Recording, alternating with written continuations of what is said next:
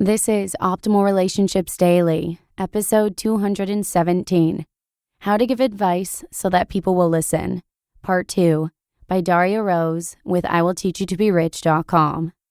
Welcome back. I'm your narrator, Joss Marie, and today I have the second part of guest author Darya Rose's post, all about the proper way to deliver advice. So make sure and listen to yesterday's episode first to hear part 1, if you haven't already. That's episode 216. And with that, I'm going to go ahead and keep this intro nice and short for you today. So let's get down to it and continue optimizing your life. How to Give Advice So That People Will Listen, Part 2, by Darya Rose with IWillTeachYouToBeRich.com. Here are the essential steps for empathetic communication. Step 1. Listen deeply for the emotional undertone of what someone is saying. As a thinker, your natural tendency is to listen solely for facts. This is great for problem solving, but remember that to get a person to listen to your advice, you also need to address their emotions. For example, when someone says, "I would really love to lose 15 pounds, you hear, "I need tactics to lose a moderate amount of body fat." They really mean, "I need to feel supported by X, Y, and Z." But behind the words is a deeper emotion that can't be addressed by tactics. And your job is to figure out what that is. Instead of skipping straight to the advice, try to uncover her hopes, fears, and dreams. Instead of saying, "That's easy, just do X," ask, "Oh, really? What have you tried?" Listen for signs of fear, frustration, hope, and other underlying emotions. Pay attention to the words they are using, as well as tone and body language if you're speaking in person. Sometimes people are straightforward in explaining their fears and say things like, "I'm afraid I'll put in all this effort and still fail." Fear of failure is extremely common, and being able to recognize it, essential. However, you may need to ask additional questions to get to the core emotion. The use of generic statements that start with, "I know I should," "I don't have time," or "I don't like," insert any broad category or action, imply that there is a fear of aversion lying below the surface of their words that they are avoiding. Similarly, generalization statements and using words like always or never imply an underlying invisible script that reflects a hidden emotion. Continue asking why until you get an answer. For instance, if a woman tells me she would like to cook healthy meals, but that it is always too much work, I'll ask her why it's so hard. Often, I'll hear something like, "My husband refuses to eat anything healthy, so I'm forced to make 2 separate meals if I want to eat well." Now we're getting somewhere. Step 2. Try to name the core emotion. From the previous response, you might guess the woman feels unappreciated, frustrated, helpless, or insecure about her cooking skills. Once you think you have a good idea of what her emotional state is, test your hypothesis by asking directly, "You, wow, that must be incredibly frustrating. Why do you think he's so stubborn?" Woman, "I think it's because his mother was a terrible cook, so he won't even try anything I make except meat and boiled potatoes. I'm actually a pretty good cook, but he won't give me a chance." She feels frustrated and unappreciated. Step 3. Relate to the emotion to show understanding.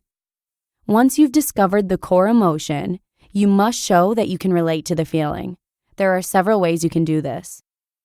Mirroring. Sometimes simply repeating back or mirroring the emotion is enough to demonstrate your understanding. This can feel very basic and pointless if you're a thinker, but it is in fact incredibly effective. If you're new to empathetic communication, this is the perfect place to start practicing.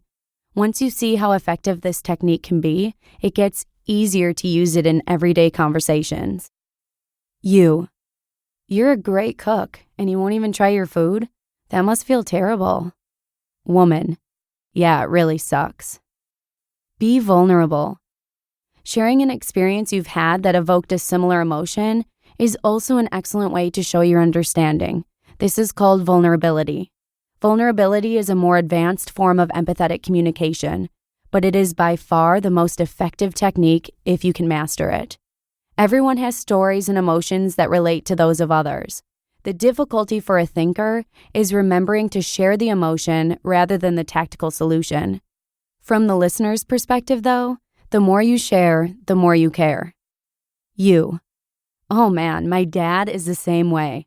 I made the most amazing Brussels sprouts for Thanksgiving, and he wouldn't even touch them. I put bacon on them and everything. It was so upsetting. I'd hate to go through that every single night. Woman. Yeah, it makes it really hard. Validate emotions. Another way to show your understanding is to validate the emotions by explaining with logic how you can see their point of view. Thinkers can be quite good at this, since it plays to our natural tendency to be rational.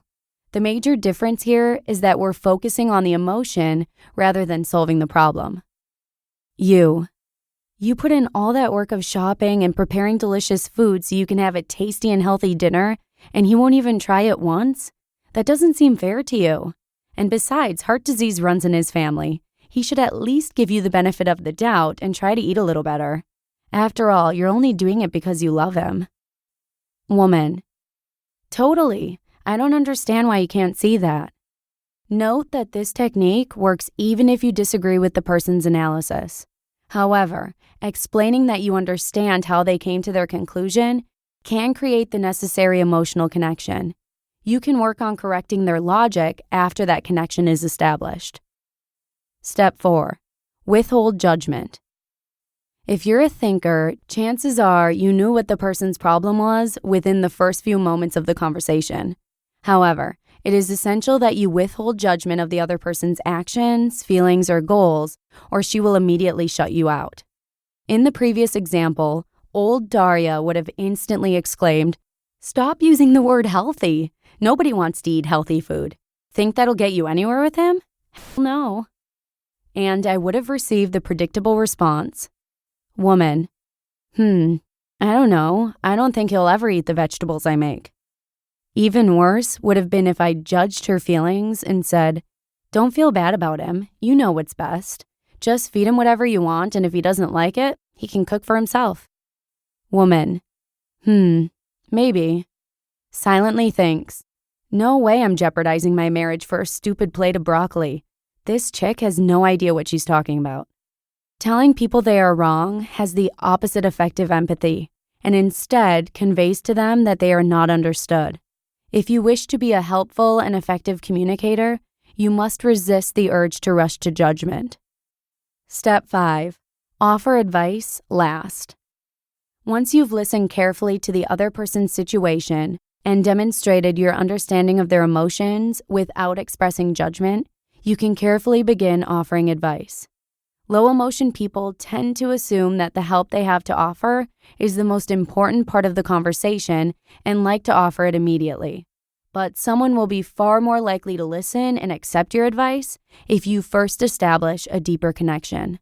By the way, if you're a feeler offering advice to a thinker, feel free to skip steps 1 through 4 and jump right into the advice. We appreciate it. Empathy takes practice. Learning to communicate effectively if you're not naturally an emotional person can be very difficult. For myself, learning to be more empathetic felt like learning a new language. I had to train my mind to listen carefully for hidden emotional meaning, translate it internally, then formulate the appropriate response. Now that I've had a bit of practice, it feels more natural, but it wasn't easy. Did you notice how I just talked about my feelings? That took serious work. Your challenge is start practicing empathetic communication in everyday life. If empathy doesn't come naturally to you, strike up a conversation with someone and simply listen for how they are feeling about the topic. Ask questions to try to get to the core emotion and resist giving advice. It's hard, but it's a muscle you need to exercise if you ever want people to listen to you. You just listened to part 2 of the post titled, "How to Give Advice So That People Will Listen" by Darya Rose with IWillTeachYouToBeRich.com. In my and my husband's relationship, I'm the feeler and he's the thinker. Pretty much no crossover. So it's no lie we've had our fair share of struggles trying to get on the same page when it comes to something that I feel emotional about. But I couldn't agree more with Darya that empathy can be learned. And my husband is living proof of that. He'll actually be the first to admit that he still has room to grow, but I give him major credit for the headway he's made since we first started dating. And as I mentioned in the first part of this post, Darya Rose is the author of Foodist and creator of Summer Tomato, one of Time's 50 best websites. So thank you again to Ramit for letting us share this post with you from his website. This is actually the first time I'm narrating from I Will Teach You to Be Rich, and I couldn't be more thrilled to share more content from the site with you in the future. But for now, I'm going to go ahead and bid you adieu. Thanks so much for joining me, and I hope to see you again tomorrow with a post from another new website where your optimal life awaits. Hello, Life Optimizer. This is Justin Malik, creator and producer of this podcast, but also Optimal Living Daily, the show where I read to you from even more blogs covering finance, productivity, minimalism, personal development, and more from incredible bloggers like Derek Sivers, Zen Habits, Mark and Angel, The Minimalists, and all the ones you hear on this show too. So if you enjoyed today's episode and like taking amazing blogs on the go, come on over to Optimal Living Daily and subscribe to that one too. And together, we'll start optimizing your life. You've been listening to Optimal Living Daily. Be sure to hit the subscribe button to stay up to date on each new episode and head to oldpodcast.com. That's OLDpodcast.com for a free gift as well as more actionable tips and resources to help you maximize your potential. Thanks for joining us, and remember, your optimal life awaits.